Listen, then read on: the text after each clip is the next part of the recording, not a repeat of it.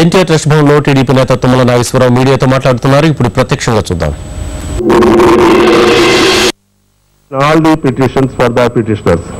The present writ petition has also been filed by the petitioners through the same set of advocates, that is Sri K. Prabhakar, advocate who had filed the earlier petition, and in this writ petition also the same named senior advocate Sri S. Ramchandra Rao represented the petitioners.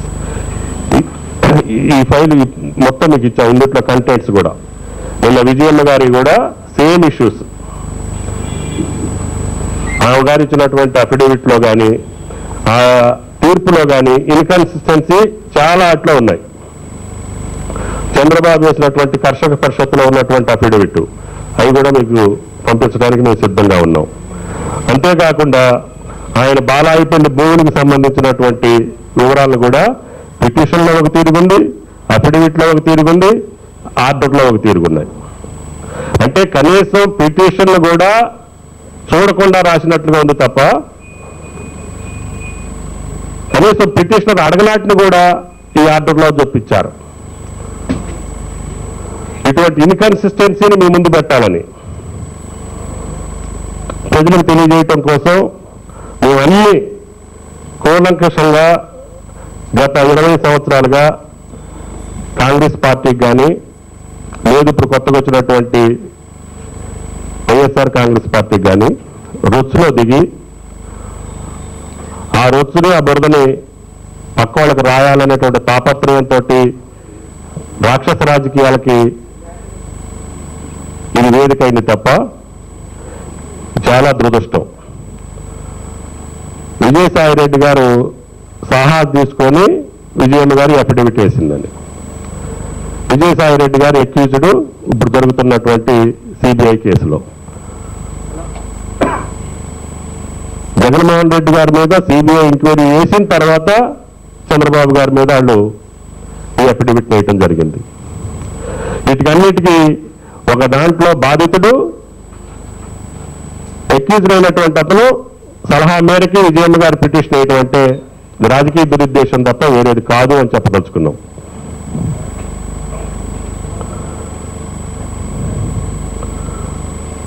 కాబట్టి ఇటువంటి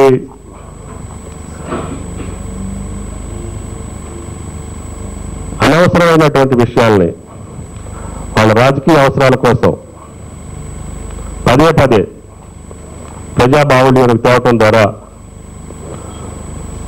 రాజకీయ విలువలతో పాటు న్యాయ వ్యవస్థ విలువలు కూడా దిగజారటానికి ప్రజలకి అపనమ్మకం కలిగేదానికి అవకాశాలున్నాయి.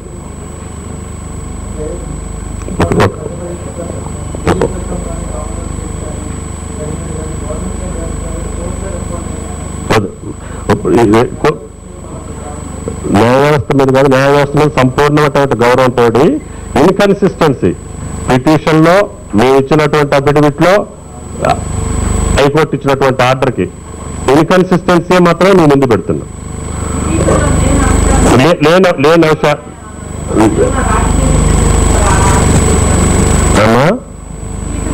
పిటిషన్ ఇవ్వటం రాజకీయ దురుద్దేశం అంటున్నా. కోర్టును కాదు తల్లి నేను అనేది.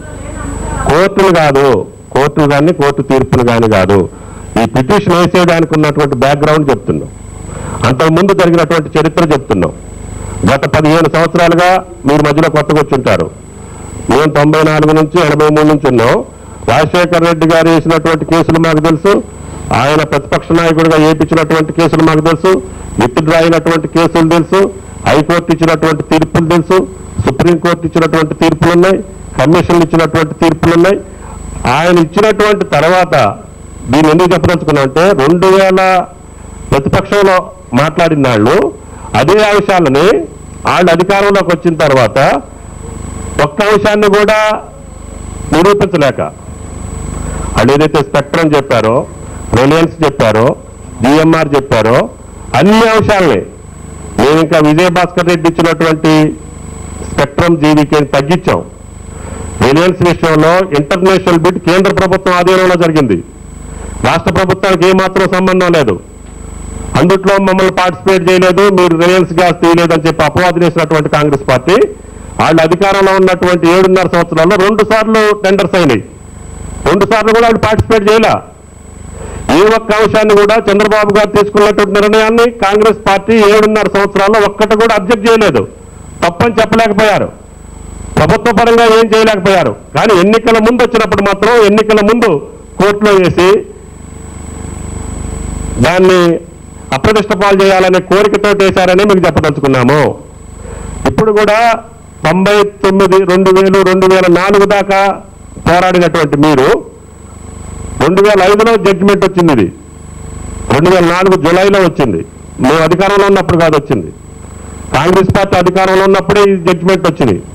ఇది అనర్హమైనటువంటి కేసు, కనీసం రెస్పాండెంట్కి మేము నోటీసులు కూడా ఇచ్చేదానికి దీంట్లో అవకాశం లేదు అని డిస్మిస్ చేస్తే అదే అంశాలను తీసుకెళ్లి వాళ్ళకి బురద అంటిన తర్వాత వేరే వాడికి బురద రాయాలని వేశారు అని చెప్తున్నాం. అందుకని దీని యొక్క బ్యాక్గ్రౌండ్, ఈ కేసుల యొక్క పూర్వపరాలు పరిశీలిస్తే ఈ యొక్క పిటిషనే హాస్యాస్పదం అని, ఇది రాజకీయ దురుద్దేశం అని, దీనివల్ల రాజకీయ విలువలు పడిపోతున్నాయని,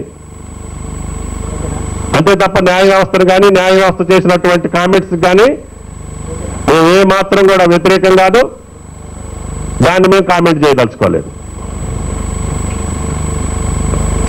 భువనేశ్వర్ గారు వాస్తవంగా మీరు 30 సంవత్సరాల రాజకీయాల్లో చూశారు. 80లో మ్యారేజ్ అయి ఉంటుంది. ఇప్పటి వరకు ఎక్కడైనా సరే రాజకీయ జోక్యం కానీ లేదు, ఏదన్నా ఒక ఆఫీసర్ తోటి మాట్లాడినట్టు కానీ నేను ఏదన్నా ఒక అంశంలో ఆమె గారు పుట్టుకతోటే కోటీశ్వరుడు బిడ్డ, ఆయన గారు ఇచ్చినటువంటి ఆ డబ్బుతో వాళ్ళు చేసుకున్నటువంటి వ్యాపారాలకు లెక్కలున్నాయి. ఆమె అప్పుడే వెల్త్ ట్యాక్స్ కట్టేటటువంటి స్థాయిలో ఉన్నారు మ్యారేజ్ అయినప్పుడే. దాంతో చేసేటటువంటి వ్యాపారాలకు తూచా తప్పకుండా పైసాకి లెక్కలు చెప్పాం, ఆస్తుల వివరాలు చెప్పాం. ఏదైనా ఉంటే మా బినామీ పేరు మీద ఉంటే కూడా చెప్పిన వాళ్ళకి రాసిస్తామని చెప్పాం. అంటే ఆయన చేయలేదని ఆయన మీదనే అనుమానం వ్యక్తపరిచినట్టుగా ఉన్నది పరిస్థితి చూస్తుంటే. నిజాం గారు రాజశేఖర రెడ్డి గారు ఎందుకు చేయలేదు, రాజశేఖర రెడ్డి చేతగానుడా కుమ్ముక్కైనడా ఇది చెప్పాలి కదా. మరి ఆ విధంగా ఆమెను తీసుకొని వచ్చి ఎవరు పెట్టారు ముందు, ఈ విజయసాయి రెడ్డి కానీ జగన్మోహన్ రెడ్డి గారు కానీ వాళ్ళ మీద వచ్చిందనేసి ఆ ఆక్రోషంతో ఆ బాధతో వచ్చారని చెప్పడం తప్ప ఇంకోటి కాదు. దేనికైనా చంద్రబాబు గారు స్పష్టంగా చెప్పారు, అయ్యా ఎవరైనా రావచ్చు, ఎవరైనా మాట్లాడుతూ మీరు ప్రశ్నలు రండి ఎంక్వైరీ చేసుకుని మధ్యలో ఎవరైనా బినామీ చూసుకోండి అని చెప్పినారు. ఇప్పుడు దానికేమి వెనకడే పని లేదు. ఒకవేళ ఎవరు నువ్వు వచ్చినా ఆయన వచ్చినా రమ్మని చెప్తున్నావు. కానీ దీంట్లో ఏ విధంగా కుక్కడప్పు చేశారు, ఏ విధంగా దీనికి కనీసం ఒక అవకాశం ఇచ్చి సహజ అంటే న్యాచురల్ జస్టిస్ ప్రివైల్ అయ్యేటట్టుగా అవకాశం ఇచ్చి నోటీస్ ఇచ్చి ఎందుకు చేయదు అని కోర్టులో అడ్వకేట్స్ మాట్లాడుతున్నారు. నేను కూడా మాట్లాడినా మేధావులతో, అడ్వకేట్స్ సీనియర్స్తో మాట్లాడి అందరూ ఏకగ్రీవంగా చెప్తున్నారు. అందరూ ఎవరిని కదిలించినా కూడా ప్రశ్న కదిలించినా ఎవరిని కదిలించినా అదే కనీసం నోటీస్ ఇచ్చుకొచ్చేయాలి. ఏందో అప్పటికప్పుడు తెప్పించి ఆయన చీఫ్ జస్టిస్ గారు నెక్స్ట్ డే వస్తున్నారంటే ఈరోజు వస్తున్నారంటే ఈరోజు చేయాల్సిన పెట్టారనేది కూడా మాట్లాడుతున్నారు. సో మాట్లాడే మనం నోరు మూలేము. సో ఆ విధంగా అయితే ఏం మాట్లాడితే ఈ డిఫర్మేషన్ అవుతుందో, ఏం మాట్లాడితే కోర్టు దిక్కుంటుందో, ఏం మాట్లాడితే ఇది వస్తుందో అనేది దీంట్లో కూడా ఉంది. ప్రజాస్వామ్యంలో వాస్తవాలను బయట పెట్టుకొని చెప్పుకో దాంట్లో ట్రాన్స్పరెన్సీ, అకౌంటబిలిటీ అవన్నీ ఉండాలా. అది జడ్జిలు కూడా వర్తిస్తుంది. ఏదో దాచిపెట్టుకొని చేసామనేది రాకూడదు కదా ఎవరికైనా కూడా. సో ఆ విధంగా ఇటువంటి పరిస్థితిలో ఒక ఫిషీగా ఉందనేటువంటి దాన్ని ప్రజల దృష్టికి తీసుకుని వాళ్ళు చెప్పాలని తింటారు. కానీ నిజంగా ఫిషీగా చేసి ఉంటే కూడా నాకైతే అభ్యంతరం లేదు, మంచిదే చేయమని చెప్పండి, విచారించమని చెప్తున్నాను తప్ప ఇంకోటి లేదు. ఈరోజు ప్రజలకు ఎంక్వైరీ చెప్పాలా వాస్తవాల దృష్టిలో ఏ విధంగా కాంగ్రెస్ పార్టీ ఉన్నప్పుడు ఏ విధంగా ఉండింది, తెలుగుదేశం పార్టీ ఏ విధంగా ఉండింది, ఎవరు అవినీతి పరులు 8 సంవత్సరాల తర్వాత ఏ విధంగా మాట్లాడుతున్నారు, ఎవరి మీద అపవాదులు వస్తే వాళ్ళు అపవాదులు తొలగించుకోవడానికి వాళ్ళు ప్రయత్నం చేయకుండా తిరిగి ఇంకోటి మీద అభియోగాలు చేసేటువంటి పరిస్థితి వస్తుందో వీటి మీద చర్చిస్తాము, ప్రజల్లోకి పోవాలా అనేటువంటి దీంతో ఓపెన్ గా డిస్కస్ చేసేందుకు ఓపెన్ చేస్తాను తప్ప ఇంకొక ఉద్దేశం కాదని చెప్పి మీకు స్పష్టంగా తెలుస్తుంది. ఈరోజు రాష్ట్ర సమున్నత న్యాయస్థానం ముందు దివంగత ముఖ్యమంత్రి గారి భార్య వైఎస్ విజయమ్మ గారు ఇచ్చిన పిటిషన్ ఒకసారి పరిశీలిస్తే దుర్బుద్ధితో రాజకీయ కుటిల నీతితో తాము అవినీతి బురదలో పీకల వరకు కూరుకుపోయి నిష్కలంక ఉన్న వ్యక్తులను కూడా అందులోకి లాగితే తద్వారా వాళ్ళకు అంతో ఇంతో బురద అంటిస్తే రాజకీయ ప్రయోజనం వస్తుందన్నట్టుగా ఈరోజు ఆ పిటిషన్ పరిశీలించిన వాళ్ళకి ఎవరికైనా అర్థమవుతుంది. అదేవిధంగా దివంగత ముఖ్యమంత్రి రాజశేఖర రెడ్డి గారు ప్రతిపక్షంలో ఉన్నప్పుడు 18 కేసులు వివిధ న్యాయస్థానాల ముందేసి ఓడిపోవడం జరిగింది, కొన్ని ఉపసంహరించుకోవడం జరిగింది.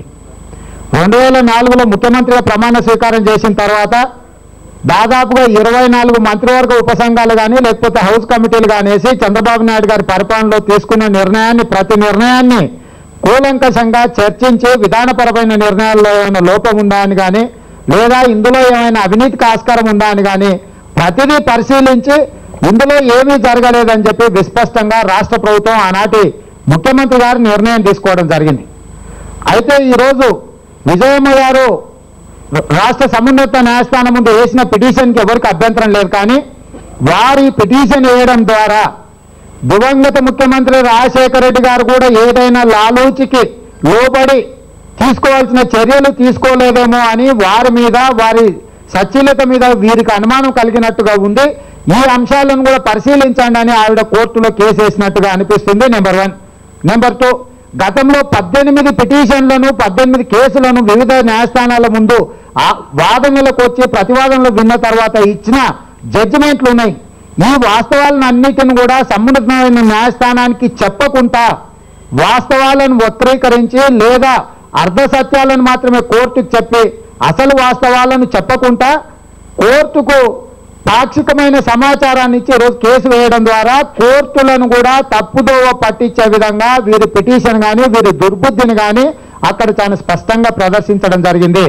తద్వారా న్యాయ వ్యవస్థని అవమానించే విధంగా ఈ పిటిషన్ ఉంది తప్ప గతంలో ఇప్పుడు వారు ఏవేవైతే ఆరోపణలు చేసిందో ఇదే ఆరోపణలకు ఇదే రాష్ట్ర సమున్నత న్యాయస్థానం దేశ సమున్నత న్యాయస్థానం సుప్రీంకోర్టులో ఇక్కడ హైకోర్టులో వాదనలు విన్న తర్వాత ఈ కేసులను తిరస్కరించడం కానీ కొట్టివేయడం కానీ జరిగింది.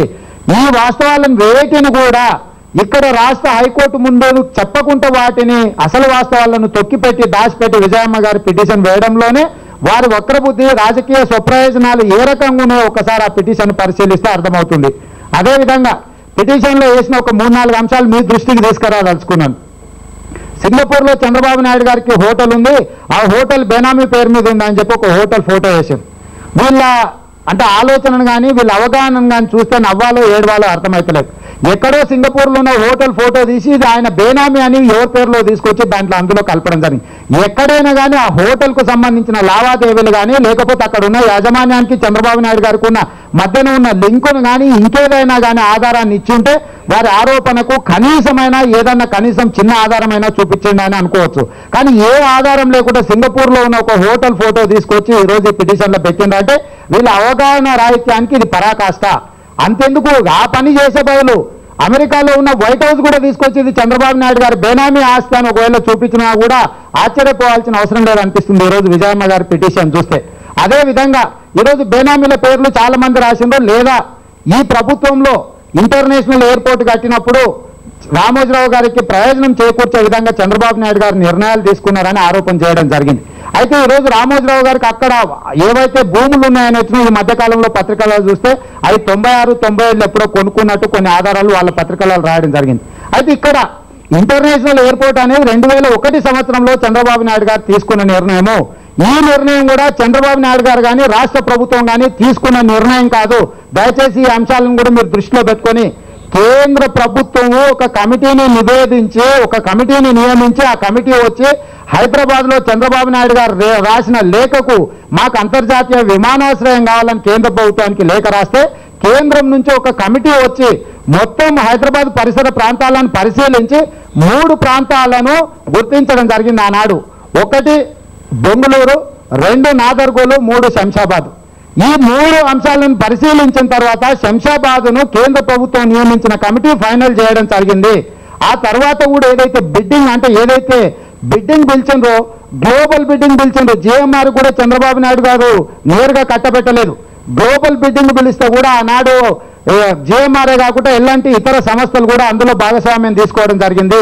దీనికి కన్సల్టింగ్ ఏజెన్సీగా బ్రిటిష్ స్కైవేస్ అనే ఒక సంస్థ, ఆ సంస్థ నిర్ణయం తీసుకొని ఇందులో వాళ్ళ పెట్టుబడులు కానీ వాళ్ళ వ్యవహారాలు కానీ ఏ రకంగా చేయాలనో స్పష్టమైన నివేదిక ఇచ్చిన తర్వాతనే అక్కడ అంతర్జాతీయ విమానాశ్రయాన్ని తీసుకురావడం జరిగింది. అక్కడ అంతర్జాతీయ విమానాశ్రయం రావడం వల్ల అక్కడుండే చుట్టుముట్టుతో ఉండే పల్లెటూరుల నుంచి దాదాపుగా మా జిల్లా పాలమూరు జిల్లా వరకు కూడా భూముల విలువ పెరిగిన మాట వాస్తవం. కానీ ఎవరికో అక్కడ భూముల విలువ పెరగడానికి చంద్రబాబు నాయుడు గారు కారణమయ్యారు, ఇందులో వారికి ఏదో లావాదేవీలు ఉన్నాయని చెప్పడము, రామోజీరావు గారు చంద్రబాబు నాయుడు గారు బీనామీ అని చెప్పడం అనేది వాళ్ళ అపరిపక్వత, వాళ్ళ అసలు వారికి విషయం మీద అవగాహన లేనితనాన్ని ఈ ఆరోపణ బట్టి మనం అర్థం చేసుకోవచ్చు. నిజంగా చంద్రబాబు నాయుడు గారు ఒకవేళ రామోజీరావు గారికి ఒకవేళ ఏమైనా మద్దతు పలకాలనుకుంటే నాదర్గోల్ రామోజీ ఫిలిం సిటీకి చాలా దగ్గర. ఒకవేళ రామోజీరావు గారికి అనుకూలంగా చంద్రబాబు నాయుడు గారు ఏదైనా నిర్ణయం తీసుకోవాలని ఉంటే, ఒకవేళ ఆలోచన చేసి ఉంటే రామోజీ ఫిలిం సిటీకి దగ్గరగా అంతర్జాతీయ విమానాశ్రయాన్ని ఏర్పాటు చేసి ఉండేవాడు. కానీ కేంద్ర ప్రభుత్వం ఆదేశాల మేరకు శంషాబాద్లో నిర్ణయం తీసుకొని ఉండేవాడు కాదు. ఈ అంశాలను దృష్టిలో పెట్టుకోవాల్సిన అవసరం ఉంది. అదేవిధంగా number 2 Kakinada port. Kakinada port Chandrababu Naidu గారు పిలిచిన టెండర్ కాదు. 1994లో కోట్ల విజయభాస్కర్ రెడ్డి గారు ప్రైవేట్లో ఈ పోర్టులను అభివృద్ధి చేయడానికి 94లో టెండర్ పిలిస్తే ఎవరు కూడా రాలేదు. తర్వాత 96లో మళ్ళీ తెలుగుదేశం పార్టీ పిలిచినప్పుడు కూడా ఎవరు రాలేదు. 99లో ఈ రాష్ట్ర ప్రభుత్వం పిలిచిన టెండర్లకు అంతర్జాతీయ బిడ్డింగ్ పిలిచిండు. దీనికి కూడా చంద్రబాబు నాయుడు గారో లేకపోతే రాష్ట్ర ప్రభుత్వం ఎవరినో పిలిచే వాళ్ళ నివేదికలు తీసుకొని వాళ్ళ కట్టబెట్టే ప్రయత్నం చేయలేదు. రైట్స్ అని చెప్పి కేంద్ర ప్రభుత్వ రంగ సంస్థను ఇక్కడ కన్సల్టెంట్ గా పెట్టుకొని వాళ్ళు గ్లోబల్ బిడ్డింగ్ పిలిస్తే 16 సంస్థలు ఇందులో పార్టిసిపేట్ చేసుకోవడం జరిగింది. 16 సంస్థలల్లో 14ను క్వాలిఫై చేసి 2టిని తిరస్కరించడం జరిగింది. ఈ 14 కూడా ప్రైజ్ బిడ్డులు వేసిన తర్వాత దాంట్లో 3ని మళ్ళీ షార్ట్ లిస్ట్ చేయడం జరిగింది. ఆ 3లో కూడా ఐఎస్పి సింగపూర్ కంపెనీ, అదేవిధంగా Malaysia company, KRB Malaysia company, ABG India company 3టిని ప్రైజ్ బిడ్డింగ్ లో షార్ట్ లిస్ట్ చేసి 1, 2, 3 కింద L1, L2, L3 కింద పెట్టడం జరిగింది. ఆనాడు స్పష్టంగా వాళ్ళతో పారదర్శకంగా ఆ సంస్థలతో ఒప్పందం చేసుకున్న తర్వాత గతంలో ఇదే రాజశేఖర రెడ్డి గారు ఈ ఒప్పందాల మీద శాసనసభలో చాలా సందర్భాలలో చంద్రబాబు నాయుడు గారి మీద ఆరోపణలు చేయడం కానీ దీని మీద వాదనకు దిగడం కానీ జరిగింది. చంద్రబాబు నాయుడు గారు వచ్చిన తర్వాత రాజశేఖర రెడ్డి గారు తిరిగి ముఖ్యమంత్రి అయిన తర్వాత 2004లో మంత్రివర్గ ఉపసంఘాన్ని నియమించి చంద్రబాబు నాయుడు గారు చేసుకున్న ఒప్పందాలు అన్నిటిని కూడా పునః పరిశీలించి ఆ పోర్టులో 27% రాష్ట్ర ప్రభుత్వానికి ఆదాయం వచ్చే విధంగా, ఖచ్చితమైన ఆదాయం వచ్చే విధంగా చంద్రబాబు నాయుడు గారు ఒప్పందాలు చేస్తే అందులో 27%ని 22%కి తగ్గించింది దివంగత ముఖ్యమంత్రి రాజశేఖర రెడ్డి గారు. అదేవిధంగా భవిష్యత్తులో అభివృద్ధి చేయాల్సిన ఏవైతే బెర్తులు ఉన్నాయో అవి కూడా రాష్ట్ర ప్రభుత్వ పరిధిలో ఉన్నాయి. చంద్రబాబు నాయుడు గారు ఒప్పందం చేసుకునే రోజు ఆ బెర్తులను కూడా సంపూర్ణంగా కాకినాడ పోర్టులకు ఎవరైతే ఇప్పుడు ఈ వెంకటేశ్వరరావు ఉన్నారో, కర్ణాటి వెంకటేశ్వరరావు గారికి సంపూర్ణ హక్కులను రాజశేఖర రెడ్డి గారు 2008, 2009లో ఆ సంస్థకు సంపూర్ణంగా కట్టబెట్టిండు. రాష్ట్ర ప్రభుత్వానికి రావాల్సిన ఆదాయాన్ని తగ్గించడమే కాకుండా భవిష్యత్తులో చేయబోయే అభివృద్ధికి సంబంధించిన హక్కులను కూడా ఆ కర్ణాటక వెంకటేశ్వరరావుకు కట్టబెట్టింది రాజశేఖర రెడ్డి గారు. ఈ వాస్తవాలు విజయమ్మ గారికి ఎవరు చెప్పలేదా, లేకపోతే అంతో ఇంతో కన్సల్టెంట్ గా మహామేధావి ఆయన ఎవరో విజయసాయి రెడ్డి ముద్దాయి గారు ఈ అంశాలను వీరికి విజయమ్మ గారికి చెప్పలేదా, లేకపోతే మబ్బ పెట్టిందా? తెలిసిన వారు కోర్టుని తప్పుదోవ పట్టించే విధంగా వారు నిర్ణయం తీసుకొని ఈరోజు పిటిషన్ వేసిందా ఆలోచన చేయాల్సిన అవసరం ఉన్నది. అదేవిధంగా రిలయన్స్ గ్యాస్ అనే సబ్జెక్టు రాష్ట్ర ప్రభుత్వాలకు సంబంధం లేనిది. కేంద్ర ప్రభుత్వము 1999లో విధానపరమైన నిర్ణయం తీసుకొని కేంద్ర ప్రభుత్వ రంగ సంస్థ అయిన ఓఎన్జీసీలో కూడా డబ్బులు లేవు, వాళ్ళు గ్యాస్ను వెలికి తీయలేరు, వాళ్ళ దగ్గర పెట్టుబడులు లేవు అని చెప్పి అంతర్జాతీయ స్థాయిలో బిడ్లు పిలవాలని చెప్పి 2000 సంవత్సరంలో పాలసీ నిర్ణయం తీసుకొని కేంద్ర ప్రభుత్వం అంతర్జాతీయ స్థాయిలో బిడ్లను పిలిస్తే అందులో చాలా రాష్ట్రాలు, చాలా దేశాలు కూడా భాగస్వామ్యం తీసుకున్నాయి. రిలయన్స్కి వచ్చినప్పుడు వేరే కంపెనీలకు కూడా వచ్చినాయి. 8 బావులను ఆ రోజు టెండర్లు పిలవడం జరిగింది, 8 బావులకు రావడం జరిగింది. అయితే అందులో స్పష్టంగా ఉంది, ఈ గ్యాస్ నిక్షేపాలకు సంబంధించి పిలిచిన టెండర్లలో రాష్ట్ర ప్రభుత్వాలకు ఏమాత్రము అవకాశం లేదు, రాష్ట్ర ప్రభుత్వాలకు తెలియజెప్పాల్సిన అవసరం కూడా లేదని చెప్పి ఆ విధానపరమైన నిర్ణయంలో కేంద్ర ప్రభుత్వం ఆనాడు నిర్ణయం తీసుకోవడం జరిగింది. అయితే రిలయన్స్కు అప్పనంగా ఎవరో కట్టబెట్టిందని కానీ రిలయన్స్కు రాష్ట్ర ప్రభుత్వానికి కానీ ఏమాత్రం సంబంధం లేదు. కేంద్ర ప్రభుత్వం పిలిచిన టెండర్ల ఆధారంగా రిలయన్స్ కు ఆనాడు గ్యాస్ నిక్షేపాలకు సంబంధించిన ఆ బావులు ఏవైతున్నాయో రిలయన్స్ గ్లోబల్ బిడ్డింగ్ లో తీసుకోవడం జరిగింది. అయితే వారు ఆరోపణ చేస్తారు, గుజరాత్ గవర్నమెంట్ టెండర్ వేసినప్పుడు రాష్ట్ర ప్రభుత్వం ఎందుకు వేయలేదని. మన రాష్ట్ర ప్రభుత్వానికి నిక్షేపాలు కానీ దీంట్లో అనుభవజ్ఞులు కానీ గతంలో పనిచేసిన పనితనం కానీ రాష్ట్ర ప్రభుత్వానికి లేదు. రెండవది, రాష్ట్ర ప్రభుత్వాలు ఎప్పుడు కూడా వ్యాపార లావాదేవీలు చేయవు. సంక్షేమ పథకాల అభివృద్ధి పథకాలను అమలు చేయడం ప్రధానమైన లక్ష్యం రాష్ట్ర ప్రభుత్వం తప్ప కేంద్ర ప్రభుత్వం మా దగ్గర నిధులు మేము ఇది అమలు చేయలేమని చేతులు ఎత్తేసి గ్లోబల్ బిడ్డింగ్ నిలిచిన సందర్భంగా రాష్ట్ర ప్రభుత్వం ఎందుకు చేయలేదు? చంద్రబాబు నాయుడు చేయకపోవడమే నేరము, తద్వారా రిలయన్స్కి ఏదో మేలు చేసిందన్న విధంగా ఏదైతే వాదన తీసుకొస్తుందో ఇది బలహీనమైన వాదన, అవగాహన రాహిత్యమైన వాదన. అదేవిధంగా రాజశేఖర రెడ్డి గారు వచ్చిన తర్వాత జరిగిన టెండర్లో రాష్ట్ర ప్రభుత్వం భాగస్వామ్యం తీసుకుంది. 2 బావులు వచ్చినాయి రాష్ట్ర ప్రభుత్వానికి. 10 కోట్ల రూపాయలు వాటి కన్సల్టెంట్ వాటి సర్వే కోసం ఖర్చు పెట్టమంటే కూడా రాజశేఖర రెడ్డి బతుకున్నంత కాలం 10 కోట్ల రూపాయలు కూడా ఖర్చు పెట్టలేదు. ఈ రకంగా రాష్ట్ర ప్రభుత్వం రాజకీయ ప్రయోజనాల కోసం ఆనాడు రాజశేఖర రెడ్డి గారు చంద్రబాబు నాయుడు గారి మీద ఆరోపణలు చేసినా తర్వాత రాజశేఖర రెడ్డి గారు ఏం అమలు చేసిండ్రో ఏం విధి విధానాలు పాటించిండ్రో ఒకసారి పరిశీలిస్తే మిత్రులకు అందరూ కూడా అవగాహన వస్తుంది. అదేవిధంగా విద్యుత్ ఒప్పందాల గురించి మాట్లాడతారు. విద్యుత్ ఒప్పందాలు చేసింది ఎవరా? 93-94లో కోట్ల విజయభాస్కర్ రెడ్డి గారు చేసింది. ఆనాడు జీవీకేతో ఒప్పందం చేసుకున్నా, స్పెక్ట్రంతో ఒప్పందం చేసుకున్నా, విజయభాస్కర్ రెడ్డి గారు ఒప్పందం చేస్తే చంద్రబాబు నాయుడు గారు ముఖ్యమంత్రి అయిన తర్వాత ఆ ఒప్పందాల విలువలను తగ్గించి తిరిగి మళ్ళొకసారి అగ్రిమెంట్లు చేయడం జరిగింది. ఇదే జీవీకేను ఇదే స్పెక్ట్రమ్ను వీళ్ళందరినీ మెడలు వంచి వాళ్ళ గతంలో చేసుకున్న ఒప్పందాల విలువను తగ్గించి మళ్ళొకసారి ఒప్పందం చేయడం జరిగింది. అయితే రాజశేఖర రెడ్డి గారు ఈ ఒప్పందాల కంటే ఇంకా తక్కువ చేసి ఉండొచ్చు, చంద్రబాబు నాయుడు గారు చేయలేదు. మేము ఎన్నికలలో గెలిస్తే ఖచ్చితంగా ఈ ఒప్పందాల విలువలను తగ్గించి రాష్ట్ర ప్రభుత్వానికి ఆదాయం తెచ్చి తద్వారా రైతులకు ఉచిత కరెంట్ ఇస్తామని చెప్పి 2004లో రాజశేఖర రెడ్డి గారు ఎన్నికల మేనిఫెస్టోలో పెట్టిండ్రు. ఎన్నికల మేనిఫెస్టోలో పెట్టిన విధంగా ఎందుకు రాజశేఖర రెడ్డి గారు ఈ ఒప్పందాలను ఎందుకు వాళ్ళతో చేసుకున్న ధరలను ఎందుకు తగ్గించలేకపోయిండు?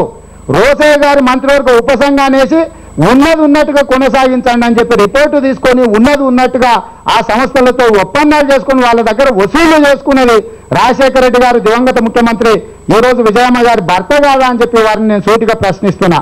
అదేవిధంగా హెరిటేజ్